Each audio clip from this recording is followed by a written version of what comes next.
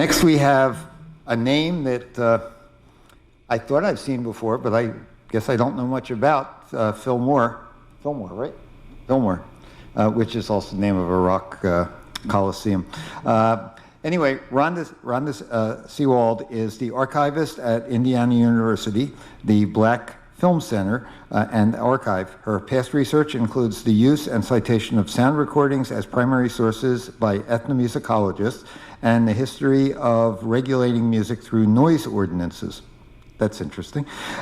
Today, however, she will be presenting on the life and legend of Portland-born composer, arranger, and talent coach Phil Moore, whose collection resides at the archives. Rhonda? We're going to save questions till after all three speakers. I want to begin with a caveat. Phil Moore led an incredibly complex life that shaped not just the sound of record albums, but also that of film, radio, television, and live acts. And it's extremely difficult to give a coherent overview, particularly within one industry. My intent today is to provide you with an overall sense of Moore's archival collection and his life and work. This picture will inevitably be fragmented and incomplete, but my hope is that it will tempt someone forward to write a proper biography. I'll keep my ramblings short so that you have time to get to know Phil Moore through his own words and an audio montage of his work. I also want to acknowledge the Indiana University Media Digitization and Preservation Initiative and its amazing staff. Thanks to their work and vision, the majority of the audiovisual material in the collection has been digitized, and I have clips for this presentation. I have, however, performed my own stunts in terms of editing, so any issues with the sound or video quality can be safely assumed to stem from my work as an archivist, as opposed to from the work of their highly skilled engineers. I began working at the Black Film Center Archive in fall 2014, and my first job was to process a large collection consisting of approximately 300 boxes and a steamer trunk, which we received from an organization known as the Black Filmmakers Hall of Fame. A significant chunk was related to Phil Moore, who had served as their musical director for their award ceremony for several years. This included the unprocessed material stored in the steamer trunk pictured on the left and a number of the boxes on the right.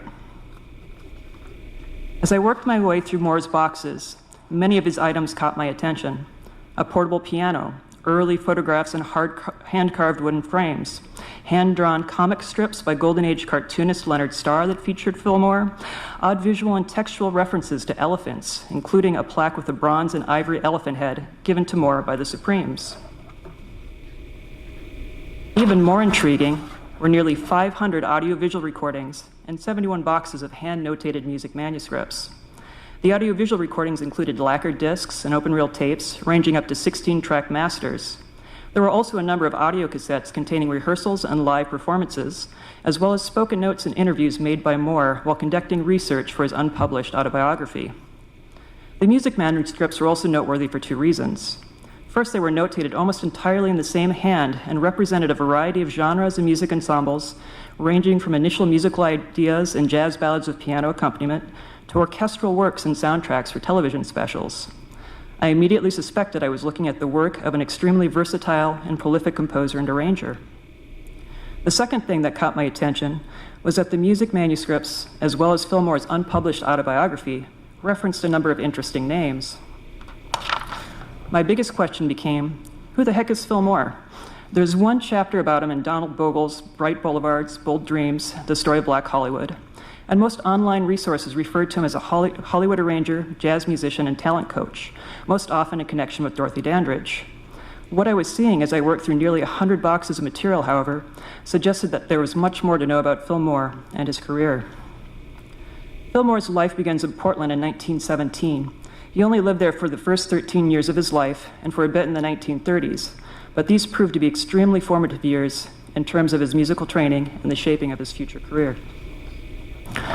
Moore's autobiographical recordings also contain a lot of detail and stories about Portland's history that I won't be able to cover today, including ones about the first black settlers in Portland, Moore's memories of local theaters, a local band called the Rinky Dinks, and performing at a nightclub in the basement of the Golden West Hotel in the 1930s. Phil Moore was adopted by an upper-middle-class African-American family. The family's wealth and his parents' light-skinned appearance allowed them to live in a restricted white neighborhood in Portland. Although the house is no longer standing, it would have been located where the red dot is in the upper right-hand corner of the map, and I've got the Benson marked to give you a reference. Phil's dad, George Moore, ran an illegal prize-fighting and gambling ring at Portland's Golden West Hotel, pictured on the left. It's located about a 6-minute walk north of where we are now. George Moore's job not only made him very wealthy, but it also put him in contact with many black entertainers visiting Portland, because the Golden West Hotel was one of the few places they could have stayed in the 1920s. Phil Moore remembered meeting people such as Bill Bojangles Robinson, Duke Ellington, and the Sammy Davis family. Sometimes they would join the Moore family for dinner in their home. George Moore's underground connections also afforded the family with the protection they needed to preserve their access to white middle-class society. In this edited discussion between Phil Moore and jazz journalist Jack Tracy, Moore describes a particularly pivotal standoff. This was a really, now I look back at a WASP neighborhood, and these people objected to our being there. And at that time, Oregon had no civil rights laws in any sense. They had a Ku Klux Klan around there. You know, there used to be a lot of lynchings out in the West. I don't know if you know that, Jack, or not, but not only black people, but all kinds of people were lynched. They did burn this cross, and there's that scene I told you about where right at dusk I saw these... Tell me about it again if you don't have it on notes. Okay. Well, I guess I was about 5 or something, just old enough to remember. But I remember my folks talking about that someone had burned a cross and they put painted on our house to get out. Where had they burned the cross? They'd burned a cross on a hill up a block that kind of overlooked our house. Then my father, who was, well, he was what they call a sportsman, but he actually was, he gambled all of his life, and he was kind of a head of gambling operation in Portland, Oregon. They had a hotel and where all the Pullman porters, everybody stayed, and so they had a gambling place downstairs from there. Protected very well by the police and everything like that, although it was against the law. He ran it was his room. Oh yeah. Then he managed prize fighters and all that too, you know, so it's like sport. You know, they used to call it sporting. So this one particular day, my father got some of my mother used to call them hoodlums and ragamuffins and various other kind words, got some of them to come out to the house.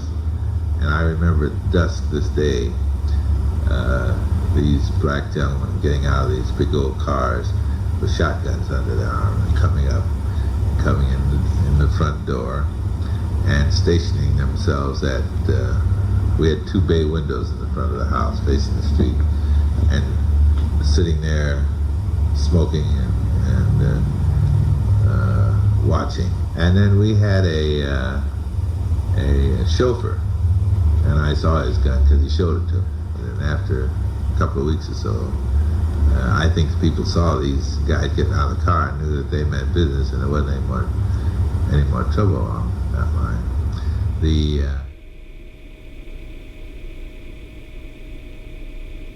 Despite this incident, George Moore generally kept his underground activities and his family's lives distinctly separate. Phil and his mother were not allowed past the lobby of the Golden West Hotel, and his family provided him with the best academic and musical education available. He took lessons with the well-respected organist and Portland Symphony Orchestra director Edgar E. Corson, who began training him to work as a concert pianist. By the age of 8, Moore had learned to take apart and repair a piano and to sight-read pieces such as Rachmaninoff's Prelude in C-sharp minor. Phil Moore's life took a turn after the stock market crash, but I'm going to allow these excerpts from a 1970s episode of Pacesetters to fill in the details. And at 6, my mother placed me with a Dr. Corson, who was quite an eminent piano teacher, organist. And then I worked with him from the age of 6 until 12. And this is the first time I've even thought about that part of the Grieg since I was 12, and I played it with one movement with the Portland Symphony Orchestra at that time. That was a big moment for you, too. You were 12 years old. Yeah, it was a big moment, but it was traumatic because I also quit classical music. Why? Because there wasn't enough freedom in it for me. I've always liked to invent things and create things and be a part of the real nitty-gritty of creating. And I couldn't do that in classical music. It was too rigid. Everything was there for you to do. Everything was too disciplined and everything else. And so therefore, I wanted to play jazz, and fortunately, my father was a professional gambler. And of course, he didn't want his son being a ragtime piano player. That's what he would call it. Son who played with the Portland Symphony and all of that. Right, well, that was great. That was fine. I could take music all I want. But fortunately, right after that, we lost all of the money that we had and our home and everything else in Portland due to the stock market, because my father's partner was in the stock, was a college-educated man, and you know how a man who has no education, as my father would admire a man that did have a college education, being black. Then came the big crash. Right, then came the crash, and everything was bought on margin, and so we lost everything and moved to Seattle, and that was the crash. That was the crash, right? And we moved to Seattle, and I started playing around all kinds of little joints because my father knew all the owners of these various tawdry places. You played in some places that didn't quite have the reputation of the Portland Symphony Orchestra. Right. Well, I played in the whorehouse. Yeah. Yes, he did just say whorehouse at the end there. So practically overnight, Moore went from playing piano concertos with the symphony orchestra in Portland to the rough environment of Seattle's speakeasies and brothels. But because of who his father was, he was under the protective watch of some extremely tough babysitters. Phil Moore's musical training had also provided him with the ability to read music and jazz charts, so at the age of 13, he was hired by Jack Waldron to play piano with his band at the Chinese Garden. About 1937, Moore's father got busted out in Seattle, so he moved the family to Los Angeles and put Phil under the care of none other than Lucius Lomax, owner of the Dunbar Hotel, as well as most of the above-board and underground business on South Central Avenue. This opened a lot of doors for Phil, and he began playing local nightclubs, including gay nightclubs with lesbian drag performer Gladys Bentley. He and Bentley eventually cut a set of adult novelty records at John Levy's Brown's recording studio in 1939. Also in 1937, Moore made his first foray into Hollywood with an on-screen performance in the Marx Brothers' A Day at the Races. The following 2 years, he served as a musical arranger for million-dollar productions, The Duke is Tops, and MGM's Broadway Melodies, as well as other cinematic projects. With this budding portfolio, Moore approached the MGM music department in 1941 and practically camped out in the lobby for several days until Nat Finston finally agreed to interview him and gave him a job as a rehearsal pianist. This made Moore the first black musician salaried by a major Hollywood studio. Moore's duties actually extended well beyond rehearsing and training vocalists such as Dorothy Dandridge, Lena Horne, and Judy Garland, and included composing and arranging for films, but he generally wasn't credited for films with white casts. 2 years after joining MGM, Moore composed the hit song Shoo Shoo Baby, which is sung from the perspective of a soldier saying goodbye to his sweetheart.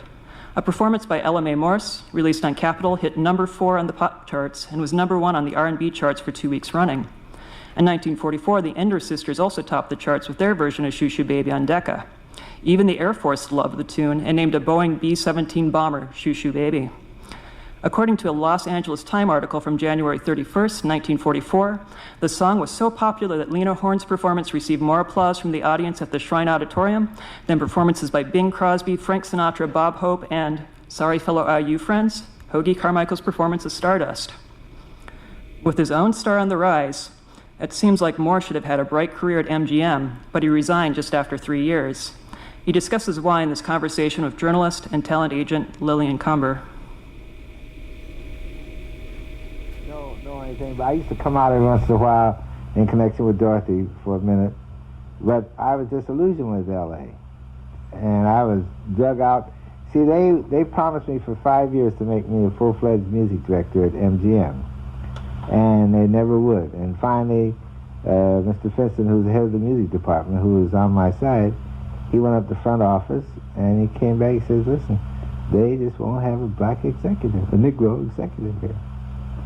And when I used to have to, I got it. Andrew Previn got to be the music director, Yeah, didn't he? sure. And then I was everybody's assistant. I was Johnny Green's assistant, Georgie Stoll's assistant, everybody's assistant, but I was never given the credits. I worked on 53 films, and I was never really given any credit. But I was glad to have a job. You know how things were then. Steady job. Are you kidding? Sure.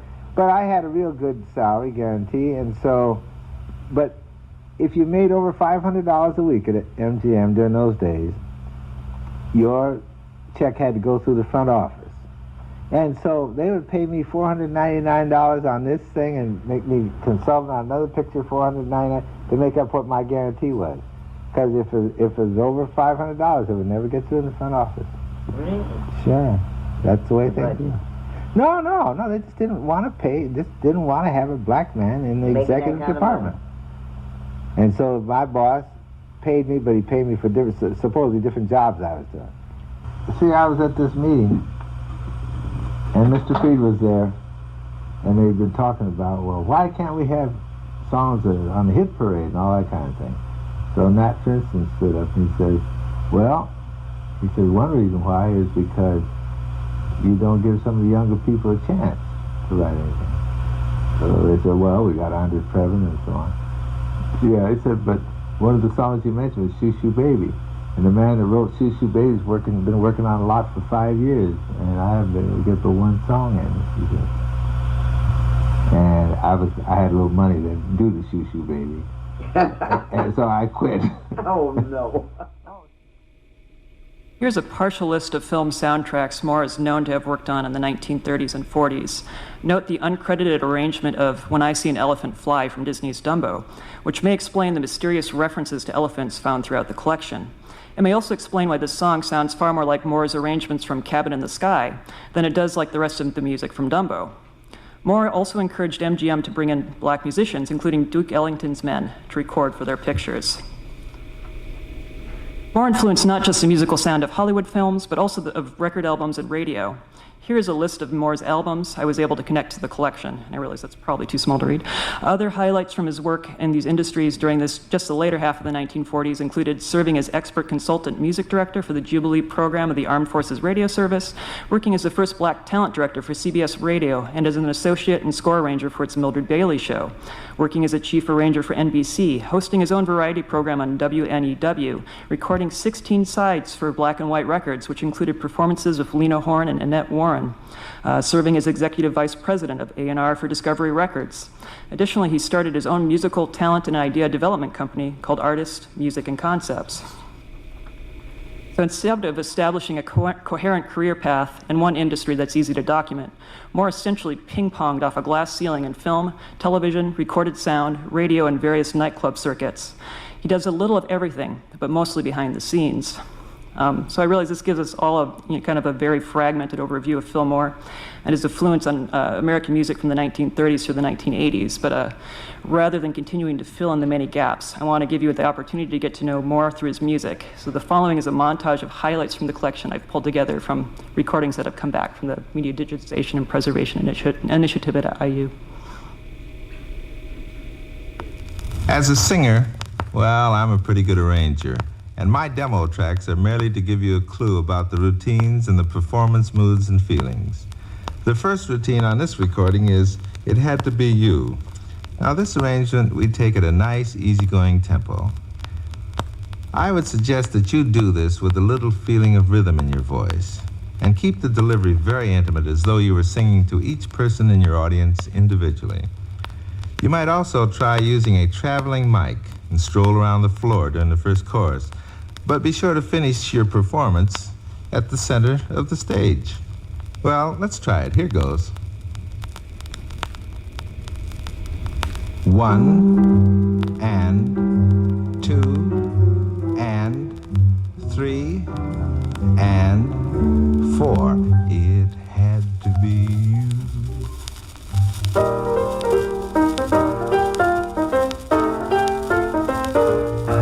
One hit me in the head with a dishpan, baby. Hit me in the head with a dishpan, baby. Hit me in the head with a dishpan, baby. If I don't tell you I love you, hit me in the head with a teapot, baby. Miss Bentley, Miss Bentley, won't you please tell us, please?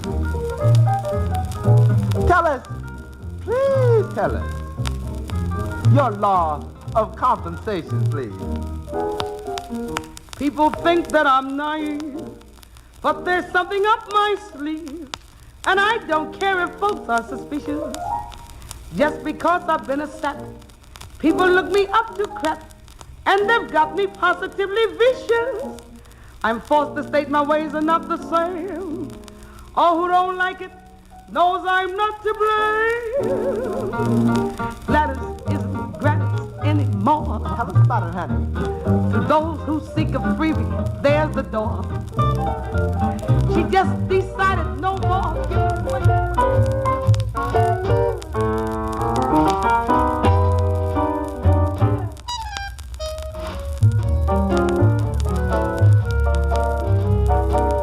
I feel so smoochy when I hold your hand and look in your eyes. Babe, I feel so smoochy when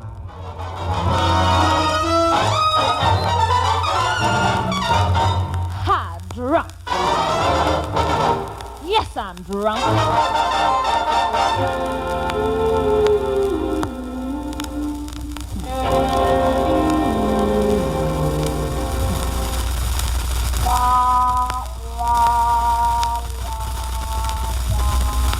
Drunk with love, my body aches. I'll bet he's having fun.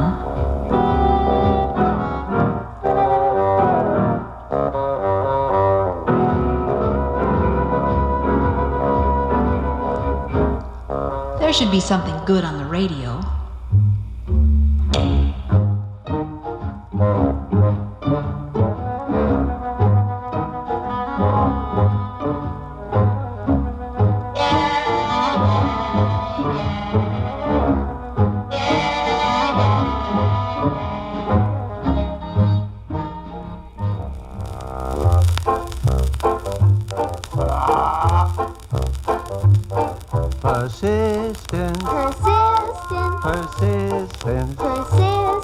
If you want to be a famous man in history, then you got to think of something for humanity, like old Ben Franklin with his kite and key. Oh, persistence is the thing you got to have. Captain Charlie, Ben Franklin must have been persistent. I'll bet he worked very hard trying to conquer lightning. Indeed he did, Franklin. Drink Fanta, friend, when you want to feel good again. It's the cool drink. It's Fanta fantastically flavored. It's the cool fruity drink, loaded with goodness and purity, and brimming full of tasty energy. Really makes you want to have a Fanta, doesn't it? This music idea goes under a 20-second commercial.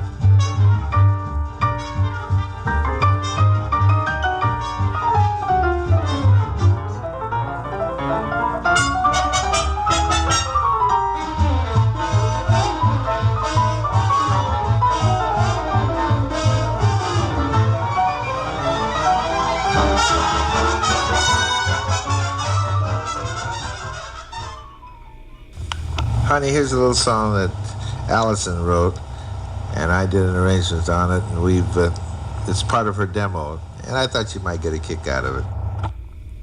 This is called Spirit Song. Ba ba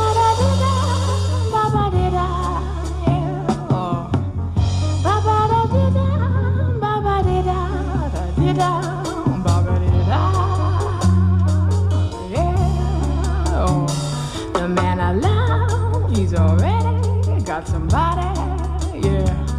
He's already got somebody to evolve with in life, yeah. He's already got somebody to have his babies, cook his dinner, and be by his side. And it don't make me sad, it don't make me sad to know, yeah, I will tell all which they tell lightly, all of which nobody not we know, but it is so. So they cannot be allied. But we just falling out laughing. So this is an amazing collection. This man was an amazing genius. And if anyone's looking for a next project, definitely reach out to me and I will help you write a biography on Fillmore. Thank you.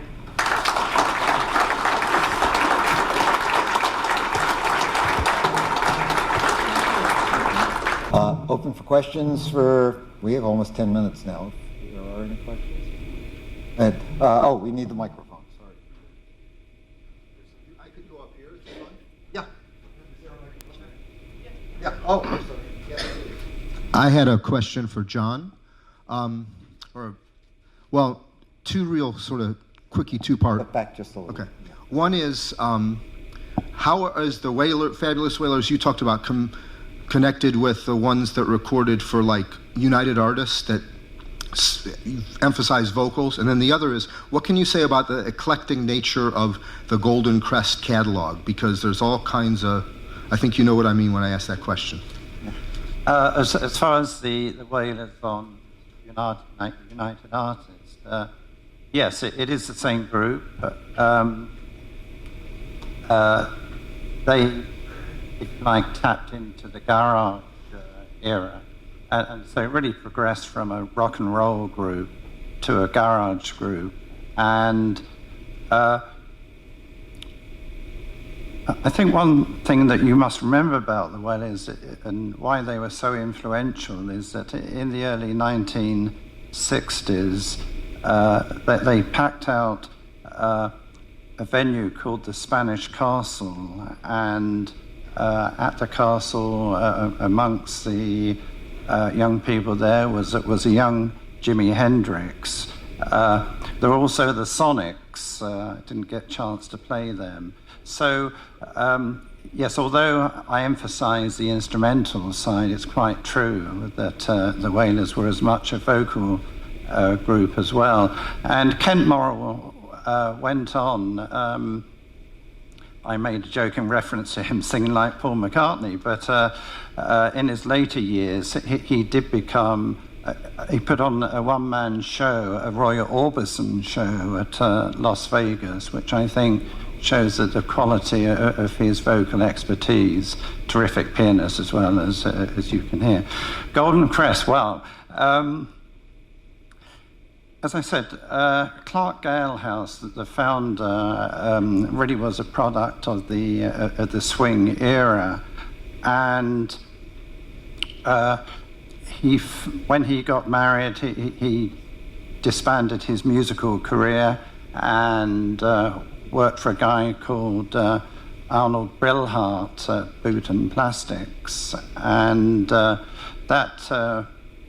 he became interested in record pressing. And record pressing really, I think people tend to forget that Golden Crest really was a record pressing facility, and they pressed for labels like Atlantic, London, United Artists, Liberty, ABC, Paramount, you name it.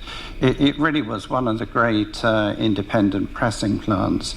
But he couldn't resist his musical side, and he became an engineer.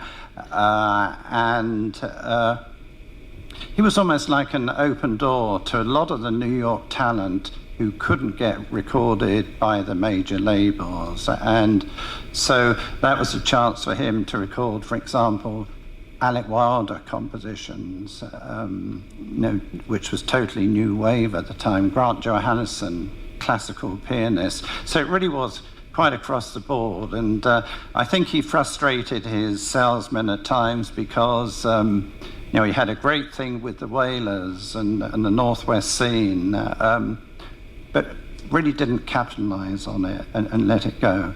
But a fascinating label, and yes, I've been very close to it, through Shelley and the family, and I've really enjoyed researching it and bringing it back to life.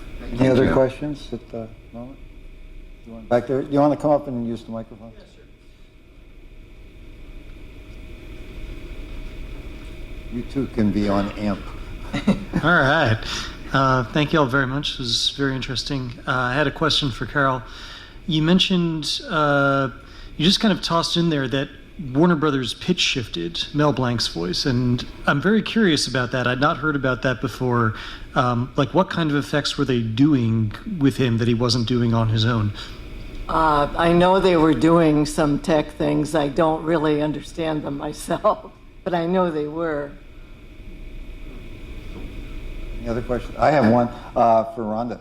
The Black Academy Awards, or whatever that Black Film Festival was. Black Filmmakers Hall of Fame? Pardon? Black Filmmakers Hall of Fame. Yeah, what can you tell us about that? Well, that was an organization that was formed in 1974.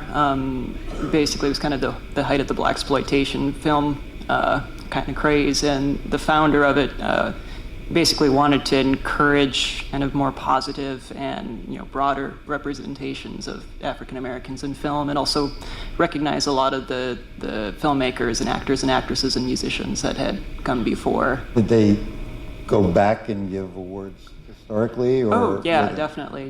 And why did they fold? Huh? Do we have any idea why it? What? Oh, is it still going? No. They closed in. They basically kind of wrapped up in 2006, but they had kind of the equivalent of the Black Oscars from 1974 to 2003, and then or 1993, and then kind of funding just sort of dried up, and yeah. Where were they based? Oakland. Oakland? Yeah, so West Coast. Yeah, come up to. Hi, there's some 78s on the Discovery label, I think, from the late 40s of the Fillmore Four. Is that the same person? Yes, yeah, that was his group, definitely. I was going to ask that. Yeah. Actually. No, thanks. Huh. Other questions? Well, we have about 2 minutes to get in line early for. Oh, I'm sorry, Matt, you have a question? Okay. You didn't raise your hand, I have. For Ronda Sewald, I was intrigued the list of recordings that you put up to see Long John Nebel's name. Yeah. I've never heard that recording. Have you? Is it? Yeah, I've heard what has been coming back. We have like the 16-track masters on 2-inch audio tape, which we haven't been able to get transferred yet. Hopefully soon. But yeah, Fillmore actually created his own record label, Fog Hill Records, and they did that as a fundraising effort to kind of help him pay for medical bills. I think it was cancer he had, and then and there were some. Is it Nebel singing or talking or? I wouldn't describe it as singing exactly. It's kind of, it's basically him kind of talking through things like as time goes by. It's interesting. Okay. I can definitely find some audio for you to listen to. Because he was, as you know, he was a very unusual radio personality, interviewing people who've been abducted on UFOs and things like that. So yeah, I would say it's closer to New York. speaking than singing, definitely. Okay. That's great. Well, that brings, according to my watch, we have like 45 seconds. So unless there's no more questions, head off to the refreshments and your next session, and I hope you really enjoy, especially the newcomers. Hope you enjoy the conference.